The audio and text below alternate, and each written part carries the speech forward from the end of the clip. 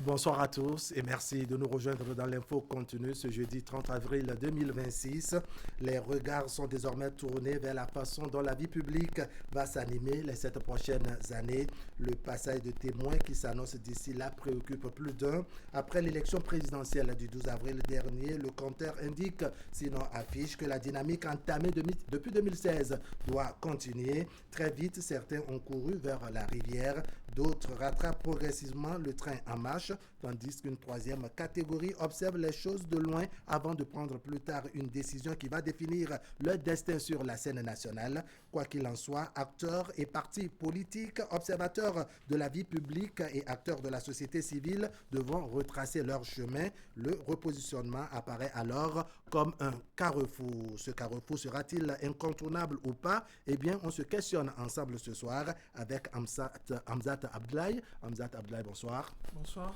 Vous êtes consultant politique et géopolitique. Vous êtes également spécialiste des questions internationales. Merci de vous être montré disponible. Vous êtes en face de Aziz Adam Souley. Aziz Adam Souley, bonsoir. Bonsoir à vous, Rab. Bonsoir Hamzat. Bonsoir à tous les amis téléspectateurs. Vous êtes journaliste. Encore une fois, merci pour votre disponibilité. Hamzat Abdoulaye, vous suivez un peu l'actualité. Il y aura bientôt, en tout cas le 24 mai prochain, il y aura passage de témoins. Comment vous voyez l'horizon d'ici là? Je pense que le ciel est tout bleu au Bénin, surtout en matière politique, parce qu'il n'y a plus grande chose à signaler. Les nuages sont désormais dégagés. Et je pense que le président élu a surtout un boulevard devant lui pour dérouler son programme d'action, qui va certainement devenir un programme d'action gouvernementale. Enfin, précédent projet de société, pardon. Oui. Donc, je pense qu'il a tout un boulevard devant lui, déjà avec le Parlement, qui n'est pas encore tout à fait acquis à sa cause, mais qui tout de même a mouillé les maillots pour lui durant les campagnes et qui est en quelque sorte la continuité qui a émergé depuis, je dirais, 10 ans avec le président précédent, enfin désormais, qu'il sera en tout cas dans les prochains jours. Et je pense que cette dynamique révèle en tout cas un message clair, c'est-à-dire au Bénin, la politique se fait ou se fera autrement à travers les nouvelles voies qui vont certainement émerger, à travers surtout le repositionnement dont vous avez parlé dans votre introduction, qui va se faire de façon claire, puisqu'on est dans une configuration d'une continuité, mais pas tout à fait continuité, puisqu'à la tête, il y a un changement. Eh bien, la tête viendra certainement avec son équipe, viendra certainement avec ses idées, viendra certainement aussi avec ses propres armes pour pouvoir mieux dérouler sur le terrain le projet. Donc je pense que c'est surtout le premier message. La deuxième chose, c'est par rapport au militantisme aussi politique. Je pense que le militantisme politique va évoluer parce que cela n'a pas d'autre choix que d'évoluer, puisque le partisanisme qu'on a connu un peu débridé, qui consiste à soutenir tout et n'importe quoi, va devoir céder la place à la politique concrète, objective, surtout axée sur le résultat et le développement. D'accord. On va revenir sur cette politique objective dont vous parlez tout à l'heure. Aziz Adam Souley, comment vous voyez la météo politique le 24 mai prochain? Il y aura passation de charge, s'il faut dire les choses ainsi. En tout cas, le gouvernement va changer à la tête du pays. Comment vous envisagez ça? Oh, pas grand-chose forcément. Je crois que le président sortant, Patrice Talon, et celui entrant, vous l'aurez dû sans doute remarquer, tout comme mon vis-à-vis a commencé déjà par annoncer les couleurs. Beaucoup de choses ne vont a priori peut-être pas changer, mais dans la façon de faire, dans la vision, on va dire, dans une vision certainement d'une approche de continuité, il y aura quelques, on va dire, modifications. Vous parliez tantôt de recomposition à l'entame de vos propos. Oui, je pense que c'est un tournant incontournable. La recomposition, vu l'enjeu du moment qu'il y avait, mais désormais les objectifs sont atteints. Romuald Wardani, devenu président de la République, qui va prêter serment le 24 mai prochain, forcément, c'est une nouvelle architecture qui va s'installer.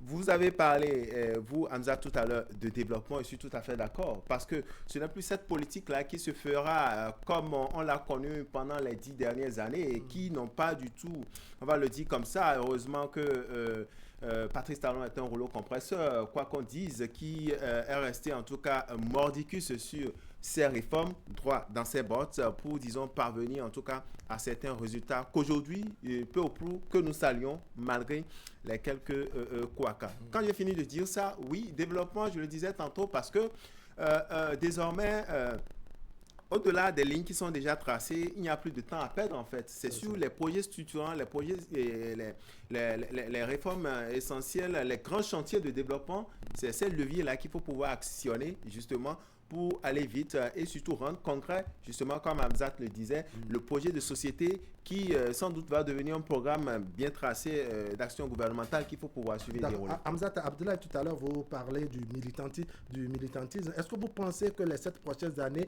la façon dont le militantisme avait été mené, en tout cas l'animation de la vie politique et autres, que ça va vraiment changer et en quoi ou comment cela va changer? Oui, ça va véritablement se métamorphoser. Puisque déjà sous les 10 ans de Patrice Talon, le militantisme était bloqué entre un militantisme débridé et un militantisme passif. Le militantisme débridé consiste à soutenir tout et n'importe quoi, comme je le disais tantôt, et le militantisme passif consiste à dire oui, je soutiens un parti ou les idées d'un parti, mais je ne fais rien pour autant pour changer quoi que ce soit.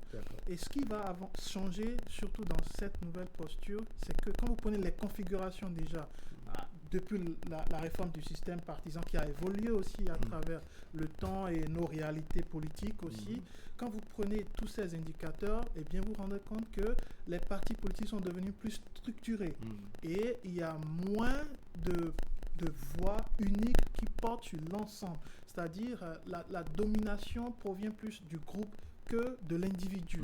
Et ça, c'est une avancée véritable parce qu'il y a encore quelques années, quand je dis quelques années, c'est même durant la mandature de Patrice Talon, vous allez constater qu'il y avait des voix individuelles qui aiment prendre l'ascendant sur la voix du groupe. Et aujourd'hui, je pense que déjà du côté de la mouvance, ça, c'est assez régulé, même s'il y a encore des choses, parce que nous ne voilons pas la face, il y a énormément de choses qui restent à parfaire, mais c'est normal, parce que notre démocratie, c'est une démocratie qui se teste eu égard surtout à nos réalités politiques et qui s'améliore en fonction aussi des difficultés.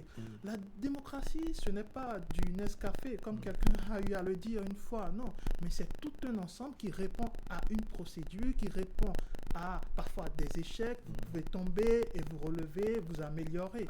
Donc je pense qu'il y a énormément de choses à revoir à ce niveau. La deuxième chose justement qui va changer au niveau du militantisme, c'est au niveau de l'impact du militantisme sur la réalité politique qui pourrait impacter ensuite sur le développement. En clair? En résumé, cela voudrait dire que la voix d'un militant en bas peut impacter sur l'action du groupe, du parti, qui peut impacter finalement sur le projet, le programme d'action. Ou les actions déjà, d'accord. Exactement. Donc, la voix du plus petit va crescendo impacter sur l'ensemble qui à son tour va impacter sur le sommet. Et ça, je pense tout de même que c'est une avancée notable aussi qu'il va falloir étudier, qu'il va falloir observer pour que, bien sûr, l'ensemble que nous conscients en tant qu'observateurs et aussi la population puisse bien sûr en bénéficier. Alors vous parlez tout à l'heure de repositionnement, Aziza Adam Soulé.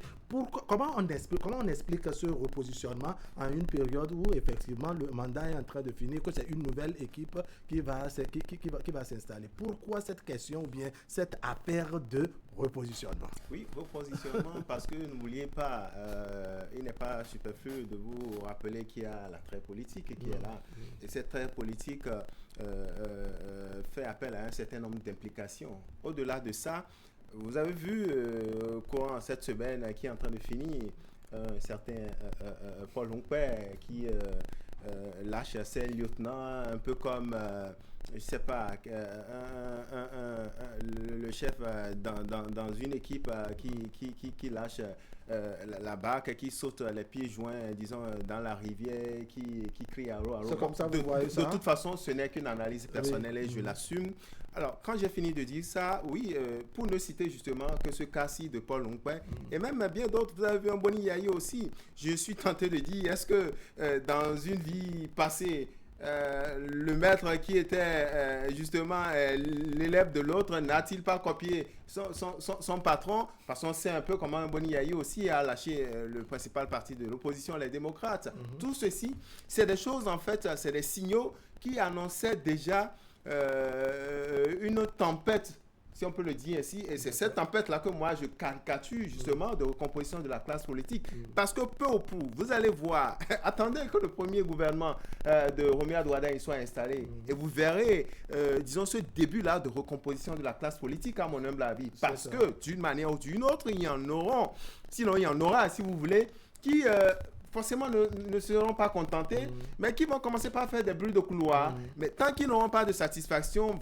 voilà, on se met en association et voilà, on peut créer quoi, l'autre a appelé une troisième voie. Et c'est comme ça, ces mouvements-là vont naître. Et après, bon, s'ils ont la possibilité, ils se mettent en parti politique. Et puis voilà. Maintenant, l'autre chose, si vous le permettez très rapidement, et j'en aurai terminé, c'est par rapport justement à l'architecture actuellement. Vous avez vu au niveau du principal parti de l'opposition, les démocrates, avec la décision de la Cour, oui, justement, qui donne raison à l'aile Nourenou à Tchadé. Vous voyez aussi le parti qui semble être orphelin aujourd'hui. Je veux parler justement de la force Corée pour un Bénin émergent. Ouais. Tout ceci nous montre déjà les signaux d'une probable recomposition de la classe politique, parce que chacun, en fait, je ne vous apprends rien, nous sommes en politique, et chacun veut en fait tirer le drap de son côté pour se rendre plus visible et montrer que voilà. Alors, cette recomposition politique, Abdoulaye Hamzat, est-ce que vous pensez que ça concerne seulement la classe politique de l'opposition? Est-ce que ce n'est pas tous les camps qui sont concernés? Puisque oui, on parle de continuité, c'est-à-dire qu'en temps normal, au niveau de la mouvance présidentielle, il ne devrait pas avoir grand souci. Mais est-ce qu'à ce niveau également, on n'a pas besoin de réajuster les choses, ou bien le réajustement ne va pas s'imposer?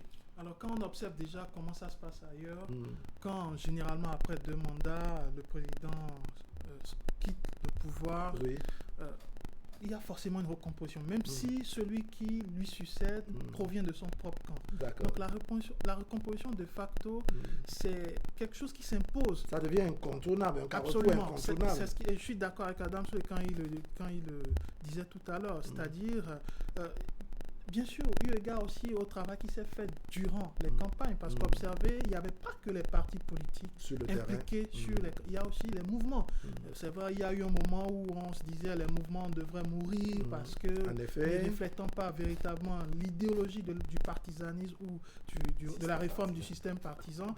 Mais force est de constater que ces mouvements jouent un rôle très important. Un peu pour dire que les mouvements ont la peau dure. Exactement. Et ce qui veut dire par la suite que en tout cas, certaines têtes clés de ces mouvements vont revendiquer une part du gâteau. J'aime pas cette expression parce que elle prête à confusion, mais ils ont tout de même travaillé, ils ont porté le candidat, ils sont allés devant certains dignitaires, en tout cas dans certaines régions, pour défendre un projet. Alors, je pense qu'en politique, il y a ce qu'on appelle la récompense politique et attachée surtout à la compétence, surtout de l'individu ou de l'ensemble. Donc tout ça, ce n'est pas anodin. Je pense que la recomposition dont on parle va s'imposer. Maintenant, quand vous évoquez l'opposition, je pense que le terrain de la politique, surtout au niveau de l'opposition, est complètement à refaire.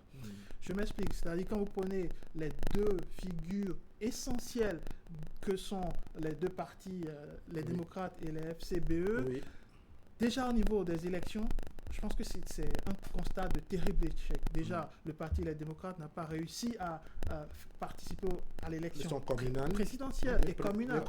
Et ça, c'est quand même un signal très fort vis-à-vis déjà de l'organisation de ce parti et vis-à-vis de sa survie sur l'échiquier politique au Bénin. Quand vous prenez le parti FCBE, alors ils ont réussi tout de même à participer à toutes les élections. Exactement, avec les résultats qu'on connaît, avec des résultats catastrophique dans le sens où on va parler d'un rejet de l'électorat vis-à-vis de leur projet, de leur programme. Et tout ça, cela sous-entend que nous sommes face aussi à une médiocrité politique qui n'a pas réussi à se transcender face à un rouleau compresseur qui était Romia Wardani avec tous ses partisans.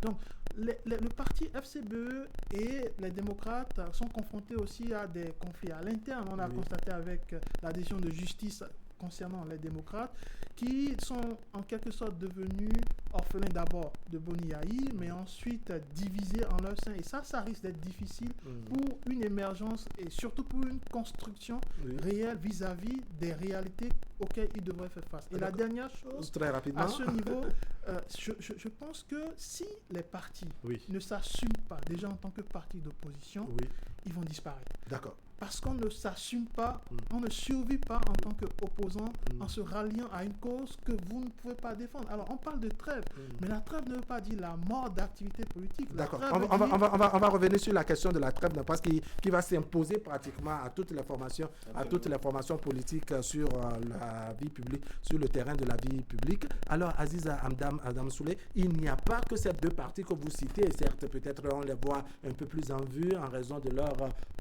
force de leur participation aux élections, mais il n'y a pas que ces partis qui sont des partis de l'opposition. Les autres, comment vous les voyez dans un futur proche, en tout cas pour les 7 prochaines années qui seraient activées déjà à partir du 24 mai prochain? Même là également, rien n'est gagné d'avance. Je peux pas peut-être vous le garantir, mais de notre analyse ici, on peut dire que rien n'est garanti. Rien n'est gagné d'avance dans la mesure où je voudrais faire un petit rappel quand il s'est agi, vous avez vu même quand il s'est agi de présenter le ticket qui allait être, disons, ce candidat-là de la mouvance. Ça n'a pas été facile, mais au-delà de tout, ils ont réussi, comme je le dis souvent, à faire taire leurs égos et leurs logos pour avoir le résultat que nous avions eu.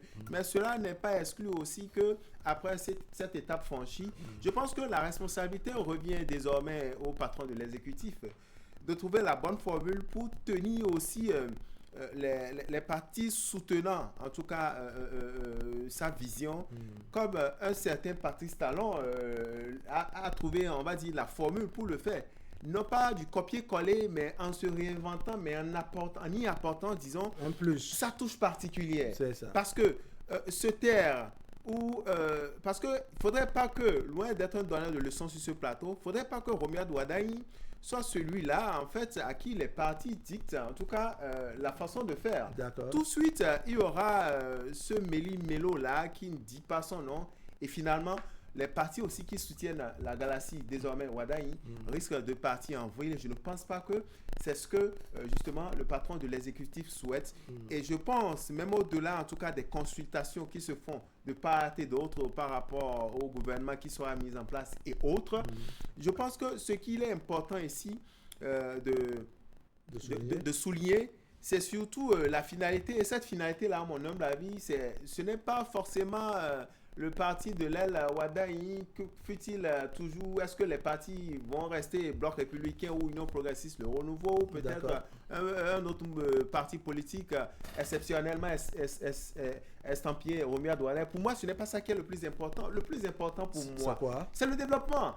C'est ce développement-là qui se fait, mais franchement, dans une synergie d'action et surtout au-delà de cette trêve-là politique, mais bon, on va dire dans un calme apparent. D'accord. Alors, Hamzat Abdoulaye, selon vous, qu'est-ce qui justifie le fait que la ruée est beaucoup plus vers le camp de la mouvance? On a noté ces caciques qui, aux premières heures, avaient cette verve très haute en direction du régime de Patrice Talon, régime auquel Romia Wardani a appartenu en tant que ministre d'État chargé de l'économie et des finances. Il y a également le volet coopération qui lui est attribué. Alors, on se pose la question de savoir pourquoi ces caciques de l'opposition, ceux-là qui attaquaient, ceux-là qui ont eu, je dirais, la dent dure contre le régime Talon, ont fini par rejoindre pratiquement les rangs. Pour une seule raison, pour la simple raison qu'ils ont toujours cru que la politique était un métier et il fallait en vivre. Et ça, c'est l'erreur que commettent très souvent les hommes politiques au Bénin. Vous justifiez cette ruée comme une façon de survivre, c'est-à-dire que les acteurs politiques cherchent leur survie en prenant cette destination? Oui, ça va être quand même étrange que cela ne soit pas le cas, puisque quand on se reconnaît comme opposant d'un système, pas d'un homme, mais d'un système, c'est que vous avez une idéologie qui est contraire à ce qui se fait. Et ça vous dit plusieurs choses, c'est-à-dire sur le plan de l'économie, vous avez une vision par exemple socialiste qui est contraire à la vision libéraliste, qui est contraire à la vision de l'économie de marché. C'est contraire, le socialisme c'est complètement autre chose. C'est soit sur le plan de l'éducation ou également vous avez une vision qui est contraire. Et c'est là où se situe vraiment le nœud du problème de l'opposition au Bénin et généralisé même en Afrique. C'est-à-dire, on s'oppose pour s'opposer. On ne s'oppose pas parce qu'il y a une vision qu'on défend ou qu'il y a une proposition. Vous pensez que l'opposition ne se fait pas autour d'une vision, autour d'un système, mais beaucoup plus autour d'une personne? Exactement. Et la finalité était établie. C'est que si l'opposition devrait continuer à exister de cette façon, eh bien, face à la machine, parce que Patrice Talon a mis en place une machine de guerre politique et de guerre de développement qui, en quelque sorte, une imposition même d'un caractère de développement à tous, à travers la politique comme étant la première arme. Donc, l'opposition n'étant pas structurée, n'étant pas axée sur une idéologie, n'étant pas axée sur des valeurs ou même sur des valeurs intellectuelles, comme d'autres le disent, eh bien, il n'y avait pas d'autre issue que l'écroulement de cette opposition. Et quand vous voyez aujourd'hui ces acteurs d'hier qui contestaient l'homme ou contestaient parfois le système, rejoignent ce même système, rejoignent le même camp, eh bien, il y a une dichotomie donc qui se pose. Est-ce que nous ne sommes pas face à des marchands politiques? Est-ce que nous ne sommes pas face à des commerçants politiques qui ne veulent qu'exister qu'à travers une seule ligne droite? D'accord. Vous expliquez cette ruée vers la mouvance comment? C'est-à-dire la ruée de l'opposition ou des éléments de l'opposition, les non moins importants, il faut le reconnaître, vers la mouvance. Vous expliquez ça comment? Ils veulent continuer à assumer leur jeunesse politique. Ils ne veulent pas être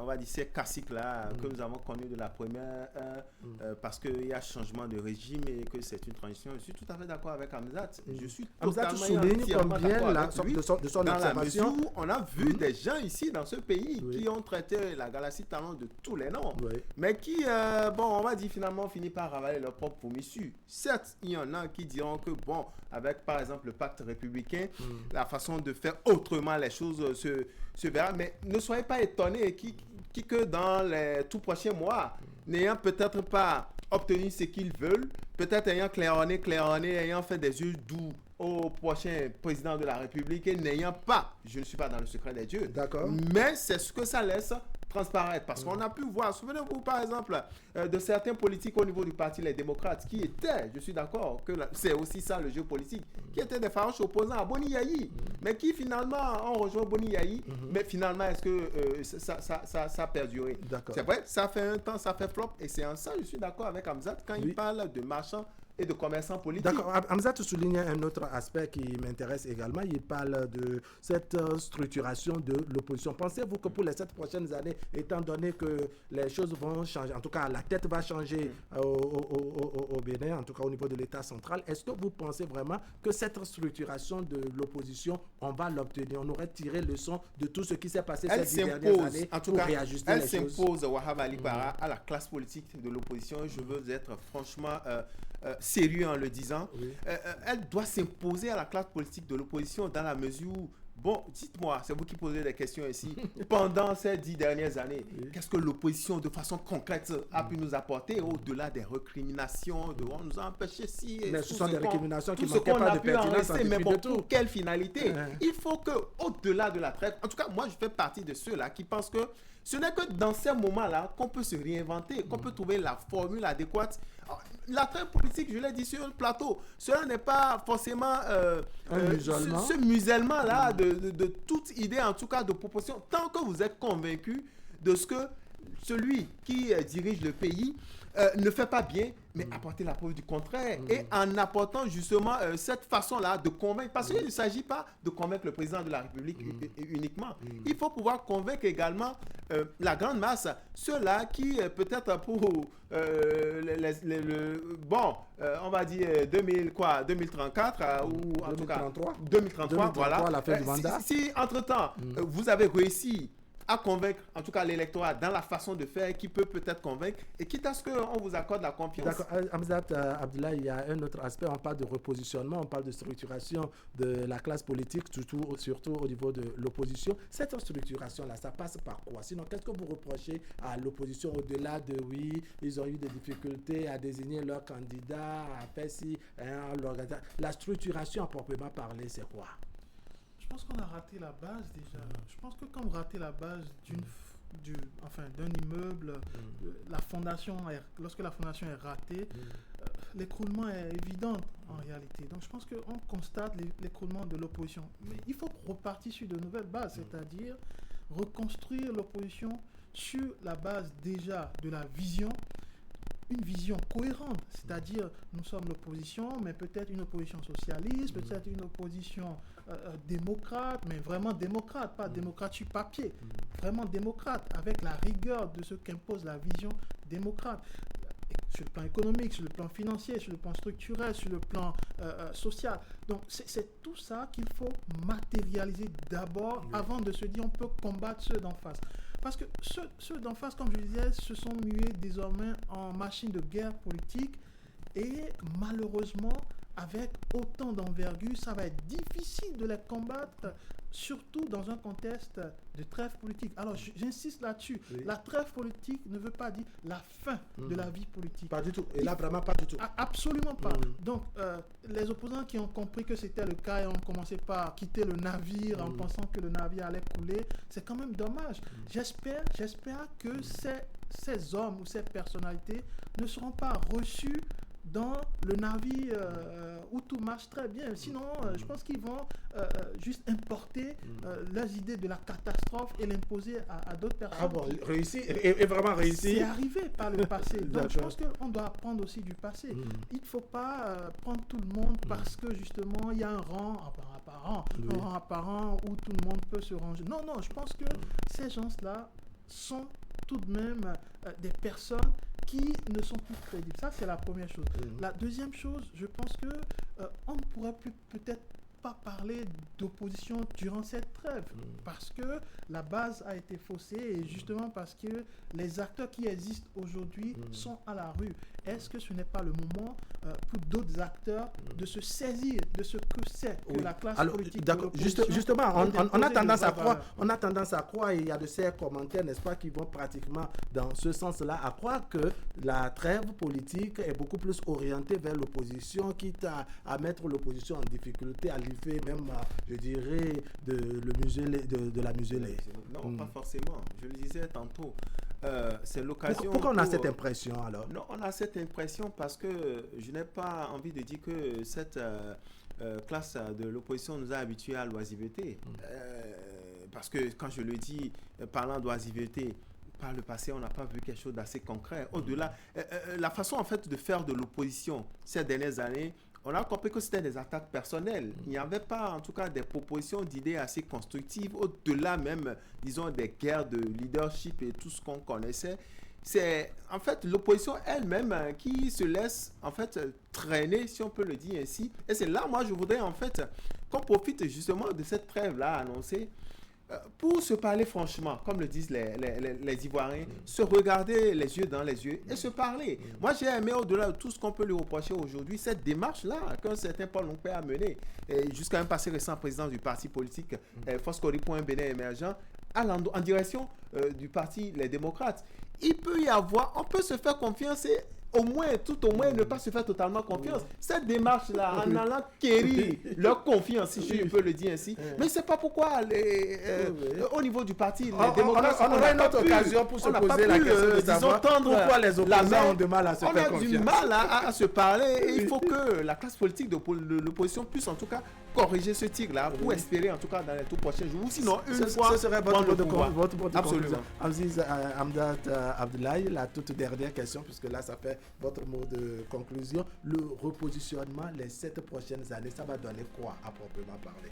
Ça va donner juste une nouvelle configuration de l'échiquier politique. N'oublions pas que le Sénat va aussi s'imposer comme étant un organe clé, surtout à la tête de nos institutions. Et ça, ce n'est pas rien, puisque le chef de l'État sortant va se retrouver certainement au sein de ce Sénat. Et ça pourrait également être une autre façon de refaire la politique, même si les attributs de ce Sénat n'ont rien de politique. Mais, toutefois, je pense qu'il faut quand même mettre l'accent sur 2 choses.